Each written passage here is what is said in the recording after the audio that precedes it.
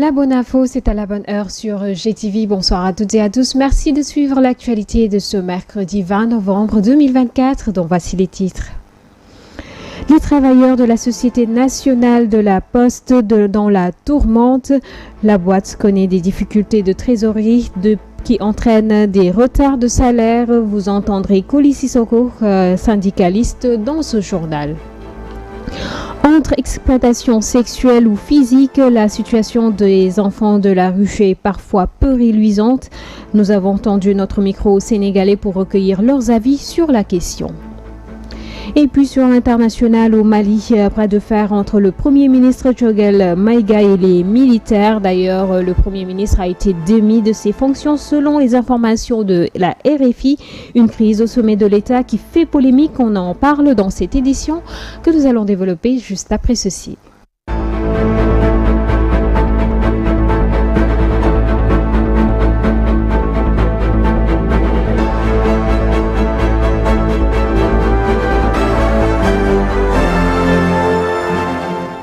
Bonsoir mesdames, mesdemoiselles et messieurs, les informations de ce mercredi que nous démarrons avec la Société nationale des postes qui est frappée par une crise financière et des problèmes de trésorerie pour payer régulièrement ses agents. Depuis octobre 2022, des retards de salaire sont déplorés, une situation qui perdure aux grandes dames des salariés. Voici Koli Sissoko, coordonnateur des délégués chargés des revendications du syndicat de la Poste au téléphone de Mansour Diassé. Entre autres problèmes, en tout cas c'est un problème très crucial, des retards considérables de salaire pour les travailleurs de la Poste. Alors vous n'êtes pas sans savoir que depuis octobre 2022, il y avait une crise très profonde qui provenait effectivement de ces retards de salaire, alors et qui a valu un changement de directeur général, en tout cas au niveau de la Poste. Alors ça perdure depuis octobre 2022, à chaque fin de mois, sauf exceptionnellement, c'est des retards considérables, au-delà du 8, alors que le code du travail est très clair. Le salaire est dû aux travailleurs par l'employeur au plus tard le 8 du mois suivant, celui en tout cas de l'exécution du travail. Oui, en tout cas, ce que nous pouvons dire est qu'il y a une crise financière très aiguë au niveau de l'entreprise depuis belle lurette. Donc, des tensions de trésorerie, nous sommes passés à une rupture de trésorerie complète. Alors, donc, ce qui fait que, naturellement, de la même manière que nous ne pouvons pas satisfaire, en tout cas, aux demandes de notre clientèle, des chèques postaux, de la caisse d'épargne, sauf récemment, en tout cas, des transferts d'argent et autres. Donc, de cette même manière, en tout cas, cette crise a commencé à toucher, depuis quelques années, les travailleurs eux-mêmes. Donc, la Poste était dans l'incapacité de payer lui-même ses salaires. De tout le temps, en tout cas, le syndicat, les travailleurs sont toujours debout. Certainement, vous-même, vous avez assisté au sitting qui a été organisé le mois passé, donc, et qui a causé beaucoup de tort, en tout cas, ce retard-là aux travailleurs. En tout cas, le camarade secrétaire général Ibrahima Sarr, au nom de qui, en tout cas, je me prononce présentement, a eu à le dire clairement lors du sitting du mois d'octobre tenu devant les locaux de la direction générale. Il a précisé qu'une demande d'audience a été adressée en tout cas au ministre de tutelle qui n'a pas réagi. Jusqu'à présent, c'est le cas. Nous ne le comprenons pas du tout. Le collectif des médecins, pharmaciens et chirurgiens dentistes du Sénégal compte organiser une marche le vendredi 22 novembre à 10h. Une manière pour ces médecins en spécialisation de rappeler aux nouvelles autorités leurs engagements dans le cadre de leurs revendications. Ces blouses blanches réclament entre autres la révision de leur statut, reconnaissance du travail fait par les docteurs en spécialisation dans les hôpitaux. Dr Babacar Fall donne un peu plus de détails. Il est le secrétaire général du collectif et il a été joint au téléphone par Mansour Diassé. Le commerce, en concert avec l'association des internes et anciens internes des hôpitaux du Sénégal, organise une marche sous la bannière intersyndicale comme association des internes. Ce vendredi à 10h, les revendications tournent autour du statut, c'est-à-dire reconnaître le travail que fait le docteur en spécialisation qui est au Sénégal, qui fait 11 mois sur 12 à l'hôpital, du lundi au vendredi, de 8h à 17h le plus souvent, et qui passe les nuits à l'hôpital pour assurer les gardes, les urgences et tout ce qui qui va avec. Donc ce docteur en spécialisation-là n'est pas reconnu à sa juste valeur et n'est pas rémunéré du tout, n'a aucune prime ou indemnité, que ce soit de déplacement ou de logement, de se gérer lui-même par rapport à la restauration, et les 11 mois sur 12, il n'y a aucun fonds de l'hôpital qui entre dans ses mains pour pouvoir lui permettre en tout cas de continuer à exercer. Donc ce qui fait que aussi les femmes qui acceptent de se spécialiser au Sénégal, ce qui est rare dans certains pays, et malgré cela, quand ces femmes-là tombent malades, elles se voient refuser le congé de maternité, ce qui fait que plus de 50% de ces femmes-là, avec cette charge de travail excessive,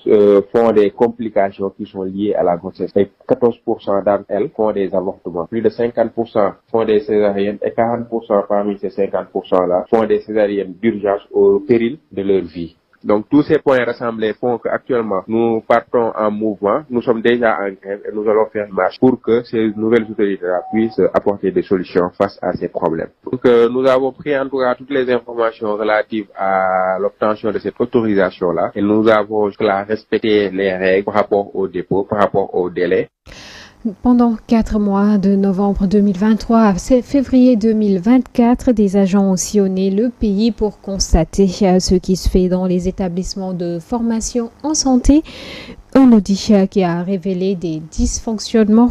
Dr Malao Ngom revient ici sur l'absence d'accréditation de certaines écoles de santé. Il a été joint au téléphone par Mama Wassal.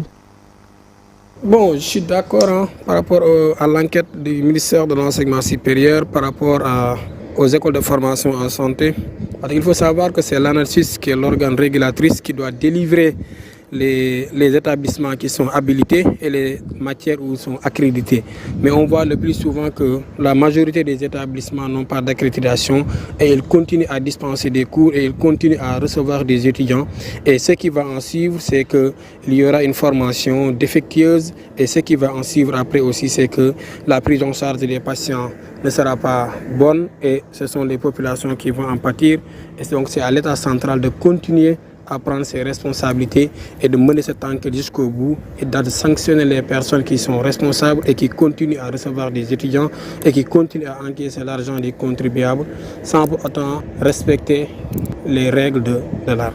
Et aussi, ça peut entraîner des dégâts sur la formation car la rigueur ne sera pas là et les personnes qui vont en pâtir, ça ne sera que les populations. Donc l'État central n'a qu'à continuer à faire ses enquêtes et de sanctionner sévèrement ceux qui n'ont pas d'accréditation et qui continuent à recevoir des étudiants. Politique à présent pour parler des résultats du candidat à tête de liste de la coalition Jama Njeriñ Amadou Ba, l'ancien Premier ministre, par ailleurs candidat arrivé deuxième lors de l'élection présidentielle 2024, a eu des résultats pas très satisfaisants lors de ces législatives. Selon l'analyste politique Bakary Domingo Mané, deux raisons entre autres.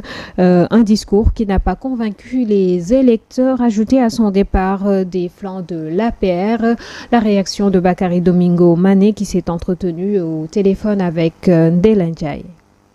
Je pense que plusieurs raisons peuvent expliquer la chute, comme vous l'appelez, de Amadou Ba à l'occasion des élections législatives du 17 novembre dernier. D'abord, la première raison, c'est que l'électorat dont a bénéficié Amadou Ba à l'occasion de la présidentielle de mars 2024, une grosse partie, n'est-ce pas, de cet électorat lui a tourné le dos pour la bonne et simple raison qu'il n'est plus du même bord, n'est-ce pas, que son mentor, à savoir Macky Sall.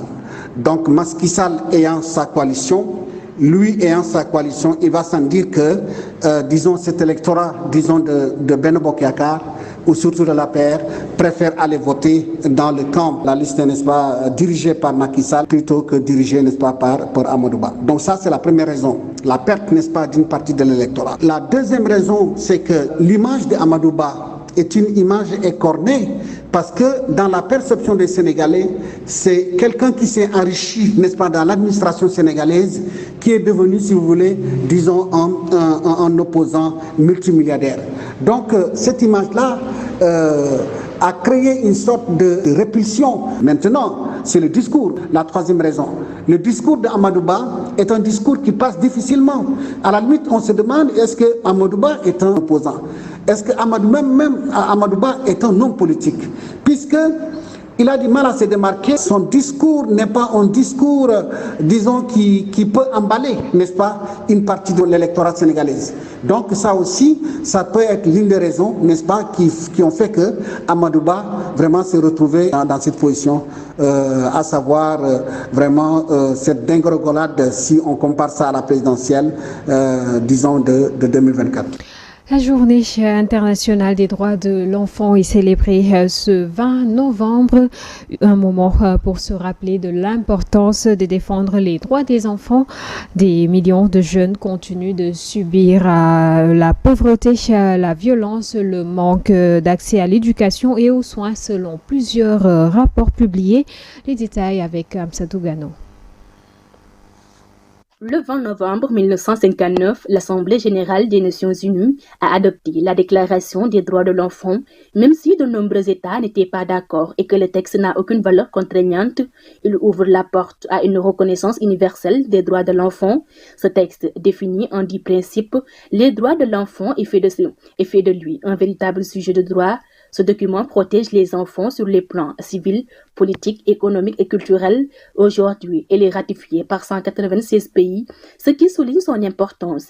Ainsi, ce mercredi 20 novembre 2024 marque le 65e anniversaire depuis son adoption. En ce jour, l'UNICEF, Fonds des Nations Unies pour l'enfance, célèbre les progrès réalisés pour que chaque enfant jouisse pleinement de ses droits. Malgré les efforts, les chiffres restent alarmants. Selon l'UNICEF, 356 millions d'enfants vivent dans une pauvreté extrême. De nombreux enfants sont victimes de violences ou d'exploitation. Ces chiffres témoignent des immenses défis qui restent à relever pour que les droits de l'enfant soient pleinement effectifs. C'est pourquoi l'UNICEF poursuit ses actions au quotidien, car à chaque 20 novembre, elle mobilise le monde entier pour agir et sensibiliser sur l'importance des droits de l'enfant. Par contre, le Sénégal fait face à de nombreux problèmes liés à l'éducation des enfants. Selon l'examen du rapport du Sénégal en 2024, il a relevé que la scolarité de certains enfants était compromise par la persistance de coûts élevés. Quelque 83% des budgets de l'éducation sont consacrés aux frais de fonctionnement des écoles, alors que même que 35% des enfants ne sont pas scolarisés. Ainsi, l'UNICEF persiste toujours dans son rôle de maintenir le respect des droits de l'enfant. Et justement, on fait le diagnostic du traitement des enfants au Sénégal. Les résultats produits par les images prises dans les rues et ruelles de Dakar sont peu orthodoxes. Nombreux sont les enfants qui sont exploités trop tôt physiquement ou sexuellement, une situation décriée par la population qui appelle à la sensibilisation sur ces injustices répétées. Reportage Djibril Niane et Boubacar Diagne. La journée internationale de l'enfant est plus conçue comme une opportunité pour parler de la maltraitance et des violences faites aux enfants, selon ce père de famille.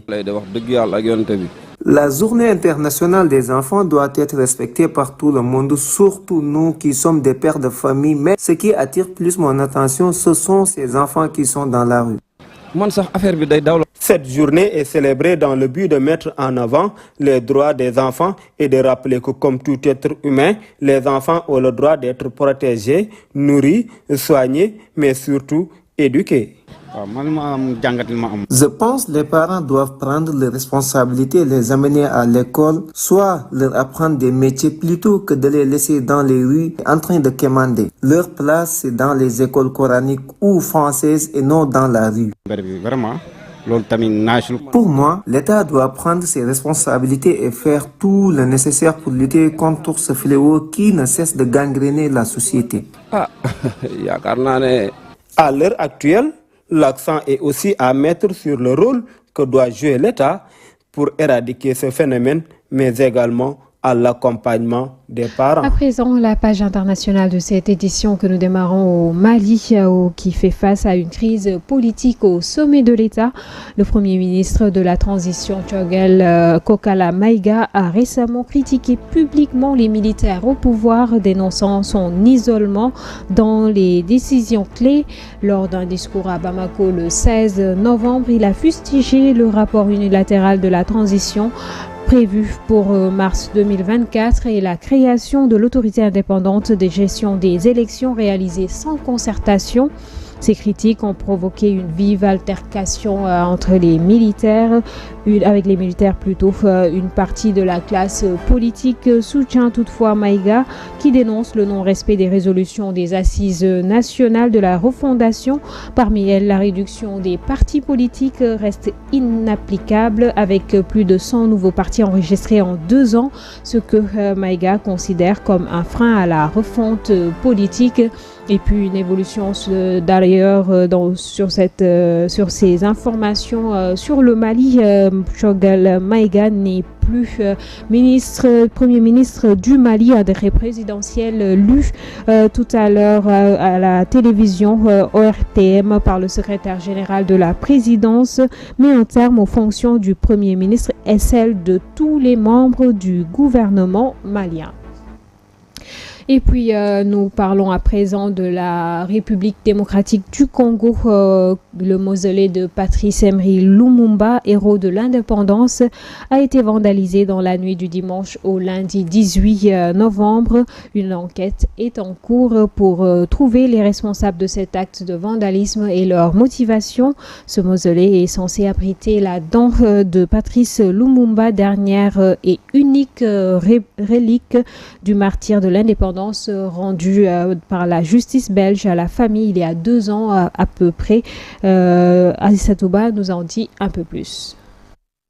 Après cet acte de vandalisme survenu dans la nuit de dimanche à lundi, le mausolée de Patrice Emery Lumumba à Kinshasa a été placé sous scellé. La police scientifique a procédé à des relevés d'empreintes. Les vitres du mausolée ont été brisées et le cercueil d'habitude exposé a été renversé à terre. Dans un communiqué, le ministre de la Culture condamne un acte odieux visant à désacraliser la figure de Lumumba. Mais les autorités ne précisent pas si la dent qu'arbitre le livre a été dérobée. Une source proche de la famille Lumumba affirme qu'elle ne se trouvait pas dans la mausolée depuis plusieurs mois par manque de sécurité et d'entretien, qu'elle est actuellement conservée dans un endroit sécurisé tenu secret. Cette même source explique que la gestion défaillante du site... Il y a des points très positifs, mais après il y a beaucoup de choses à régler. C'est sûr que ça soit dans tous les secteurs. Donc c'est sûr, après notre côté droit, c'est sûr, à un moment on en parlait beaucoup, mais aujourd'hui avec l'arrivée de Crépin, ça nous a fait beaucoup de bien.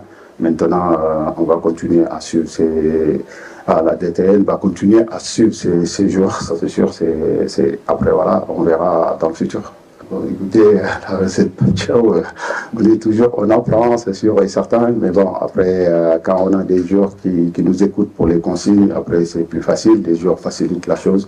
Aujourd'hui, on ne tombe pas ici avec des grands joueurs qui sont à l'écoute, très disciplinés et très tactiques, très techniques. Aussi, pour mettre quelque chose en place, c'est plus facile, c'est sûr. Vous parlez du Chan, il y a eu des très très très belles choses. Même là, avec notre équipe première, il y a des choses à parfaire encore. Mais voilà, on est là, on travaille, on continue à travailler, on continue à apprendre aussi. Et après, on verra la suite. Et après, la méthode Pachao, c'est tout d'en parler maintenant. Aujourd'hui, à l'instant où je vous parle, c'est sûr, c'est moi le coach. Une fois que je sors de la conférence de presse, la période intérimaire s'arrête. Voilà, je laisse la tutelle décider. Moi, je serai à la disposition de notre fédération et de la DTN. C'est un bilan positif parce que si tu marques 8 buts et tu gagnes 4 matchs et 0 but encaissé, ça peut être satisfaisant. Maintenant, c'est sûr, il y a des choses à parfaire, comme je l'ai dit tout à l'heure. Voilà, on verra dans le futur, ça sera. Mais pour l'instant, je préfère plus ne pas développer dans ce sens. Pape Bounachao, donc, qui était chargé de terminer cette campagne portant sur les éliminatoires de la Coupe d'Afrique des Nations et qui était entraîneur intérimaire. La charge est maintenant La charge repose à présent sur la tutelle pour décider de son avenir au sein de l'équipe nationale. En tout cas, bon vent à Pape Thiaw et bonne chance aux Lions du pays de la Teranga pour la suite. C'est ce qui met un terme à cette édition. Merci de l'avoir suivi et excellente suite de programme en compagnie de GTV. Bonsoir.